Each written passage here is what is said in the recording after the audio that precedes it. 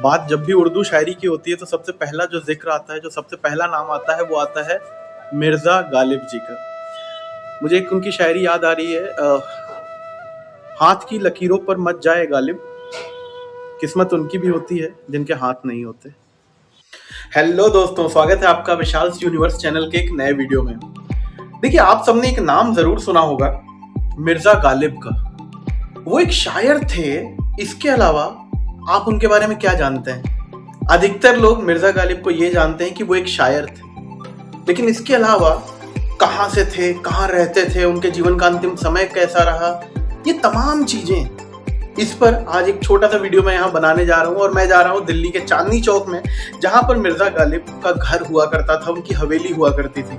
और इस वीडियो में लास्ट तक आप जरूर बने रहें ताकि आप देख सकें मिर्ज़ा गालिब की हवेली आज क्या स्थिति है, वहां पर कैसी है, और जब वो रहते थे तब तो वहां पर क्या क्या स्थितियां, कैसी सिचुएशन हुआ करती थी।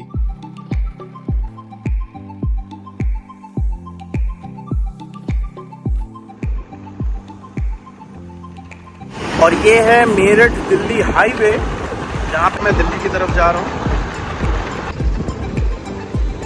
और मैं पहुँच गया हूँ Noida electronic city metro station. और यहाँ से जो मेट्रो मैं पकड़ने जा रहा हूँ वो है राजीव चौक की। राजीव चौक से एक मेट्रो हमें चेंज करके जानी होगी चांदनी चौक स्टेशन पे। एक बोर्ड लगा है जहाँ पर दिल्ली मेट्रो में जो जो फिल्में शूट की गई हैं उसके बारे में पूरी की पूरी डिटेल इसमें मेंशन है, दे रखी है। और मैं हूँ चांदनी चौक मेट्रो स्टेशन के बाहर। और यहाँ पर यहीं मेट्रो स्टेशन से बाहर निकल के फिर हम यहाँ पर जा सकते हैं। एक पार्क बना हुआ है यहाँ पर, और इधर से अपन जब जिस लोकेशन के लिए पर्टिकुलर यहाँ पर आए हैं चांदनी चौक, वहाँ इस पार्क के अंदर से रास्ता है। यहाँ से होते हुए मेन मार्केट चांदनी चौक पे हम पहुँचेंगे। यहाँ से जो घर है यहाँ पर मिर्ज़ा गालिब जी का, उनके घर, अब यहाँ से हम चलते हैं।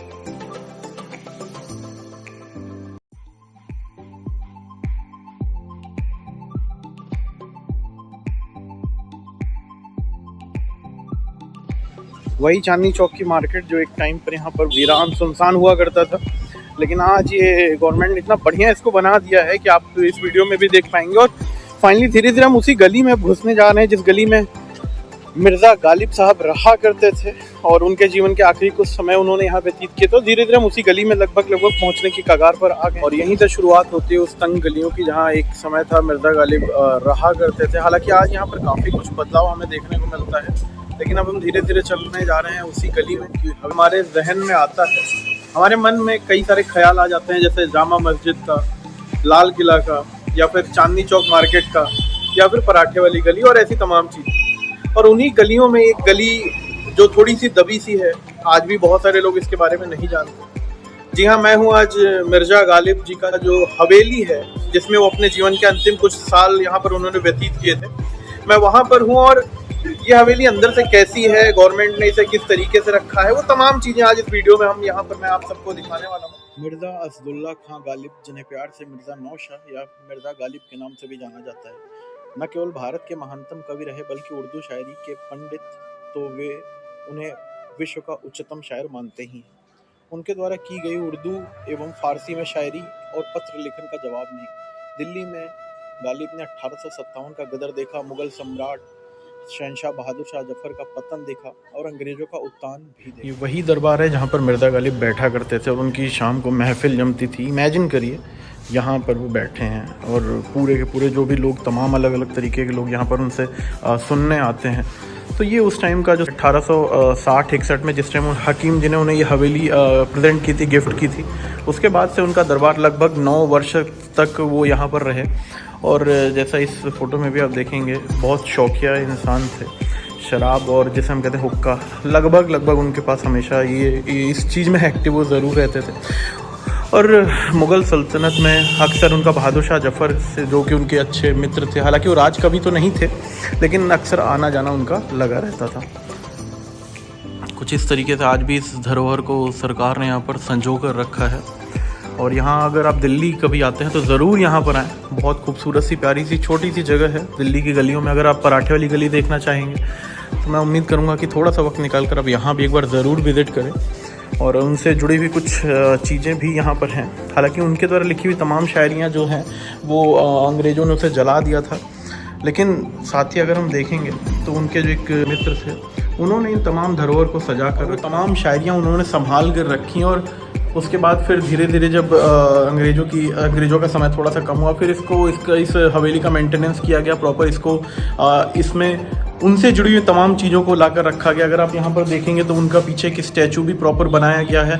साथ ही साथ उनके जो कुछ बर्तन हैं जो वो यूज़ किया करते थे वो यहाँ पर आप देख पा रहे होंगे रखे हुए हैं। और ऐसी तमाम चीज़ें जो मिर्ज़ा गालिब जी उस टाइम पे इस्तेमाल करते थे, उनके कपड़े बाहर वो रखे हुए हैं। मतलब एक अगर मैं यहाँ पर थोड़ी देर टाइम स्पेंड करता हूँ और आँख बंद करके इमेजिन करता हूँ तो वो तमाम चीज़ें जो उस वक्त मिर्ज़ा गालिब जी के साथ हुई या फिर उन्होंने जो वो लाइफ एक्चुअल में जिए हैं, मैं उस चीज़ को इमेजिन कर पा रहा हूँ। इतनी खूबसूरत सी जगह है, बड़ी प्यारी सी है, एक धरोहर के रूप में, आंगन के रूप में इसको बना रखा है। हालांकि बहादुर शाह जफ़र जी के सल्तनत में ये राज कवि तो नहीं थे, लेकिन उनके एक अच्छे दोस्त थे। साथ ही साथ बहादुर शाह जफ़र जो मुग़ल सल्तनत के आखिरी सुल्तान रहे, आखिरी मुग़ल रहे, उनके ये अच्छे दोस्त हुआ करते थे। उनके दरबार में आया जाया करते थे। और इसके साथ ही अगर मैं एक दो चीज़ें और आपको बताऊं तो ये जो स्पेशली व्यंग किया करते थे जो भी लोग उनके सल्तनत में, उनके दरबार में, उन पर ये शायरी से अपना उत्तर दिया करते थे। तो एक बहुत ही महान, जिन्हें हम कहें एक ऐसे बोल सकते हैं हम उन्हें इस तरीके से कि उस ज़माने के एक ऐसे शहंशाह उर्दू के जो अपना आंसर, अपनी लगभग हर एक बात को कहीं ना कहीं उर्दू में अपनी शायरी के माध्यम से उसका जिक्र करते थे।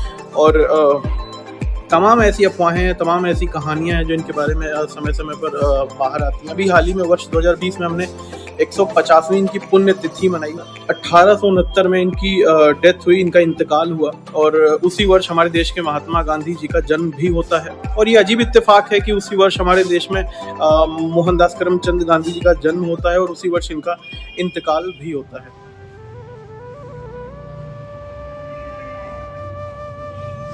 तमाम किस्से फेमस हैं मिर्ज़ा गालिब जी के, उस टाइम के बहादुर शाह जफ़र जी के दरबार के। और हमारे साथ यहाँ पर हैं प्रेमचंद जी जो यहाँ पर केयर टेकर हैं पूरी हवेली के। जी दादा, कैसे हैं आप? बढ़िया। अच्छा, तो ये आप कितना टाइम हो गया आपको यहाँ पर? 8 साल हो गया। अरे वाह, बेहतरीन। 8 साल से देखिए दादा यहाँ पर हैं इस हवेली। बहुत बहुत धन्यवाद। हाँ, अच्छी बात है जी। ना था कुछ तो खुदा था, कुछ ना होता तो खुदा होता, तो गोया मुझको होने में ना होता क्या होता। हाँ, अरे वाह, बेहतर। बिल्कुल, ये एक ऐसी जगह पर यहाँ पर हमें प्रेमचंद जी ले आए हैं। ये बिल्कुल गालिब जी का जो वो एक यहाँ पर वो, जैसा आप यहाँ पर वो बैठ के यहाँ पर कुछ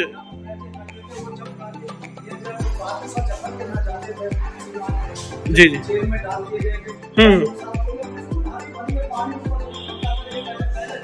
अच्छा जी अच्छा ओहो।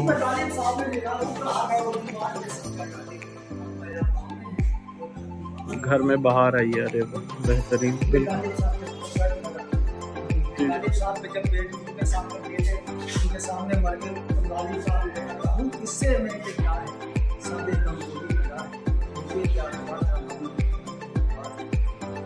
बिल्कुल, ये बड़ा अच्छा, बिल्कुल बहुत सारी चीज़ें आप देखिए डिटेल में बता रहे हैं। और कहीं ना कहीं जैसा शायद इनके बच्चे, मतलब 5, 6 या 7 बच्चे, इनके 7 बच्चे थे। और जी अच्छा हाँ, गुलजार साहब ने इनके बारे में काफ़ी कुछ नहीं। इस चैनल पे आप परमिशन दे रहे हैं, मैं इसको अपने चैनल पे लगा सकता हूँ, डाल सकता हूँ।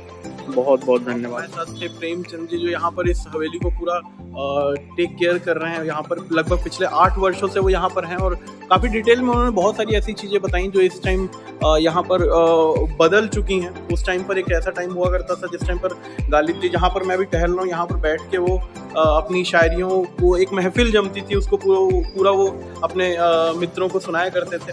और शहंशाह बहादुर शाह जफ़र के दरबार में वो जाया करते थे। और एक किस्सा मुझे याद आ रहा है उनका कि एक बार वो जो राज कवि थे उस टाइम पे बहादुर शाह जफ़र के समय में, वो जब जा रहे थे तो रास्ते में गालिब जी ने उन्हें कुछ कह दिया, कुछ टॉन्ट कर दिया उन पे, तो वो काफ़ी खफा हो गए और जाकर उन्होंने शहंशाह बहादुर शाह जफर से इस बात की शिकायत भी लगाई कि जो गालिब हैं आपके फ्रेंड हैं वो कुछ मुझे उन्होंने बोल दिया है उल्टा सीधा, और ये कहीं ना कहीं मुझे बोला, मतलब राजकवि को बोलने का मतलब कि शहंशाह को बोलना।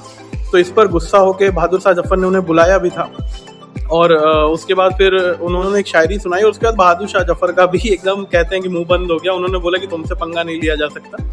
तो पुरानी दिल्ली आए आप तो ज़रूर इस हवेली में भले ही 10 मिनट का आप टाइम निकाल के आए, पराठे वाली गली, चांदनी चौक, और यहाँ तक आप आते हैं तो जस्ट उसके बगल में एक गली है जहाँ पर ये बहादुर शाह जफर जो उनके फ्रेंड हैं मिर्ज़ा गालिब, उनकी ये हवेली मौजूद है।